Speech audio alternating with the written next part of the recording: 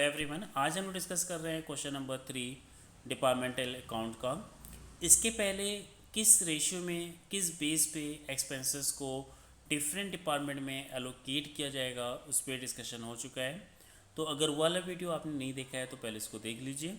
चलिए स्टार्ट करते हैं question number 3। There are 3 department XYZ and GP ratio are also given 40%, 30% and 20%, and opening stock, salary, purchases and sales are given department based, and indirect expenses is given in consolidated value. Means जो indirect expenses given है उसको हमें department में classify करना होगा। तो पहले हम लोग trading and profit trading accounts बना लेते हैं। 2 ओपनिंग स्टॉक गिवन था 900, 840 एंड 1200, इसको शो कर दिया। 2 opening stock 900, 840 and 1200। After this you have to show purchases 2700, 2100 and 9000, इसको डेबिट साइड पे शो कर दिया। सेल्स ये आपकी क्रेडिट साइड पे चली जाएगी 4200, 3600 and 10200। Closing stock is not given in this question, closing stock given नहीं है, but GP rate ratio given है, ग्रॉस प्रॉफिट रेशियो गिवन है। तो ग्रॉस प्रॉफिट रेशियो से हम ग्रॉस प्रॉफिट कैलकुलेट कर लेंगे। ग्रॉस प्रॉफिट रेशियो गिवन है 40%, 30% एंड 20%। तो ग्रॉस प्रॉफिट हमें फाइंड करना होगा 4200 का 40%, देन 3600 का 30% एंड 10200 का 20%। Then gross profit is the 1680, 1080, 2040।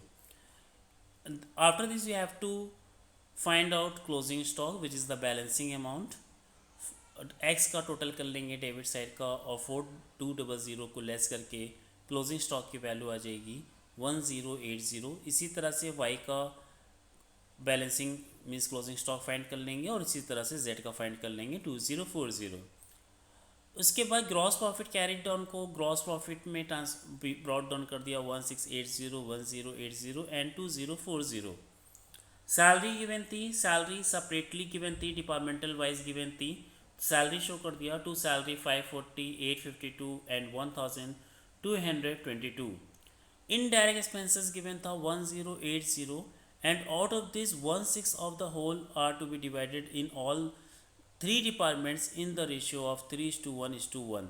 Means 1080 का 1/6 का जो पार्ट है वो 3:1:1 रेशियो में क्लासीफाई किया जाएगा, और जो रिमेनिंग पार्ट है मीन्स 1/5/6 पार्ट है वो सेल्स रेशियो में क्लासीफाई किया जाएगा। और सेल्स रेशियो आपका बन जाएगा 42:36:102, जिसको और सिंप्लीफाई किया जा सकता है।